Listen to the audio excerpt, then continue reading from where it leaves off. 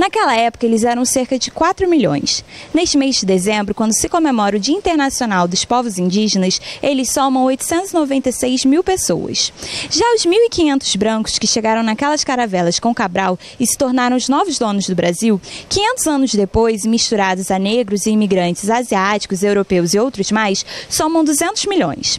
Façam as contas e se perguntem, por que será que os índios, em vez de se multiplicarem em milhões, foram tão dizimados? Os índios, até muito recentemente, eram muito pouco valorizados na historiografia brasileira. Na verdade, eles apareciam em nossa história praticamente como coadjutores, né, como personagens muito sem importância, como se estivessem agindo sempre em função dos interesses dos colonizadores.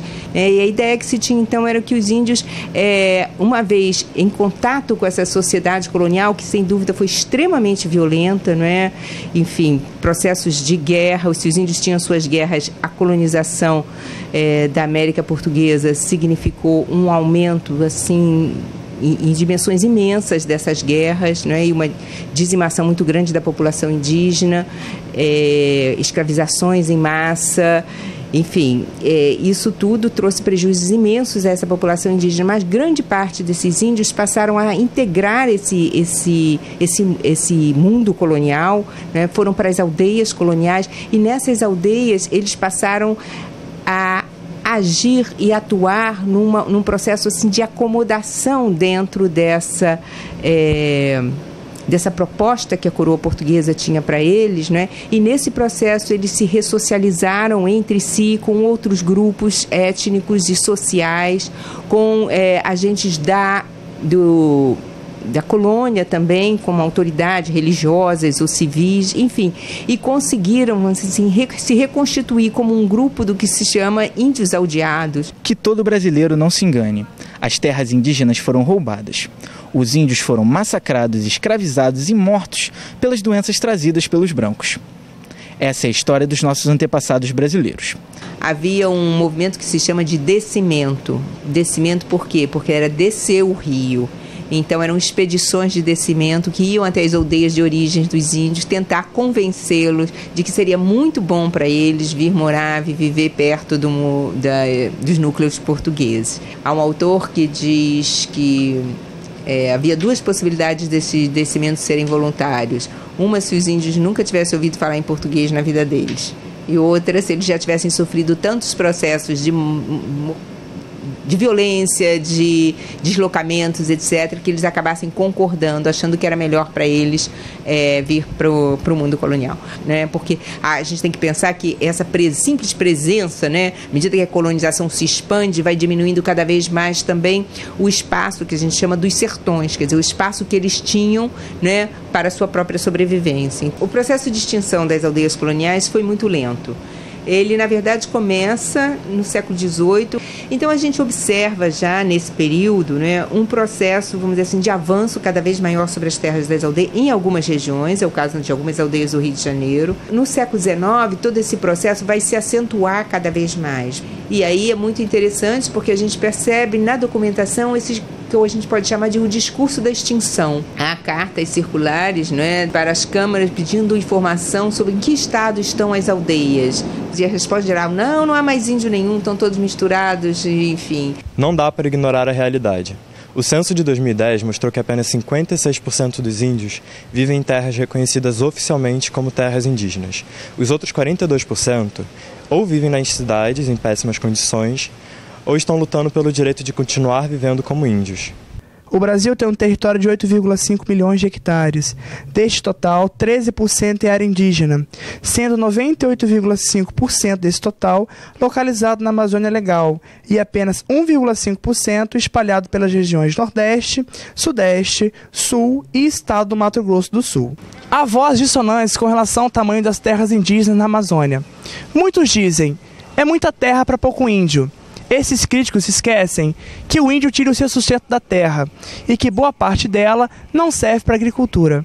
E esquecem também que o Brasil inteiro era deles. Outra questão fundamental. Falamos de índios como se fossem apenas um povo. Um dos equívocos é a gente pensar os índios no Brasil. Isso não existe, isso é uma criação do europeu. O que existiam aqui eram vários grupos étnicos, culturalmente diversos, com línguas muito diversas e que foram todos chamados índios, né, pelos europeus que chegaram aqui, que homogeneizaram esses grupos todos como se fosse um grupo só. No norte do Brasil, as principais tribos são Ticuna e Macuxe. A Ticuna é a etnia com o maior número de índios do Brasil, somando pouco mais de 46 mil.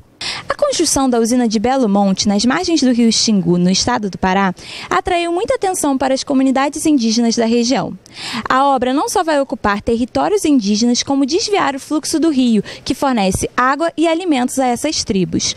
Uma situação que é bem questionada. Outra etnia que habita a Amazônia Legal é a Terena. Os índios Terena ocupam territórios no Mato Grosso do Sul e é a tribo com o maior número de índios fora de suas terras. A Constituinte, nós tivemos que debater em todo o território nacional com as lideranças indígenas de que era preciso garantir os nossos direitos. Ele está querendo nós exterminar o índio tuturado. Que essa parte da nossa população não teria direito sequer à demarcação dos seus territórios, porque eles não eram mais índios. E eu espero não agredir com a minha manifestação o protocolo dessa casa. O antes da Constituição, que era lutar pela garantia, o depois da Constituição, se lutar pelo cumprimento e agora se lutar para não perder, né? Essa casa é nossa, essa casa é a casa do povo. Aqui, Congresso Nacional, é uma cobra grande, chama Lahara, uma barriga grande, olho de lua, querendo pegar tudo. A riqueza da terra. No Centro-Oeste, a população indígena se concentra principalmente no Mato Grosso e no Mato Grosso do Sul, com destaque para os Guaranis Kaiowás. Os Guaranis sofrem com a perda de terras para fazendeiros no Mato Grosso do Sul. Com o desmatamento, as antigas terras férteis dos Guaranis foram transformadas em fazendas de gado ou plantações de cana-de-açúcar para o mercado de biocombustíveis. Eles são a segunda maior etnia indígena do país e têm territórios também no sul do Brasil. O Rio Grande do Sul é o estado com o maior número de indígenas nesta região brasileira. Aproximadamente 1000 Mibiá-Guaranis vivem por lá, mas o território dessa tribo tem sido devastado por violentas invasões lideradas por fazendeiros. Crianças guaranis passam fome e muitos líderes já foram assassinados. Outros, desesperados com as péssimas condições de vida, se suicidam. O povo guarani do Brasil está dividido em 3 grupos: Kaiowá, Nhandeva e Mibiá, dos quais o maior é o Kaiowá. O filme Bicicletas de Nhanderu, sobre a tribo Mibiá-Guarani, faz uma imersão na espiritualidade presente no cotidiano dos Mibiá-Guarani da aldeia Coenjo, em São Miguel das Missões, no Rio Grande do Sul. Outra tribo de grande presença na região sul é a Caingangue, que representa o 3º lugar em relação ao tamanho da população do Brasil.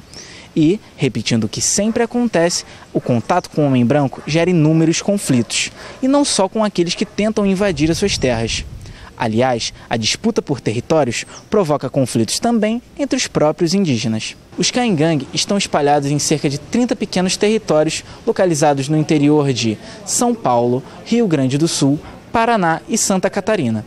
São aproximadamente 33 mil índios Caingangue que vivem no Brasil, segundo dados da FUNASA de 2009.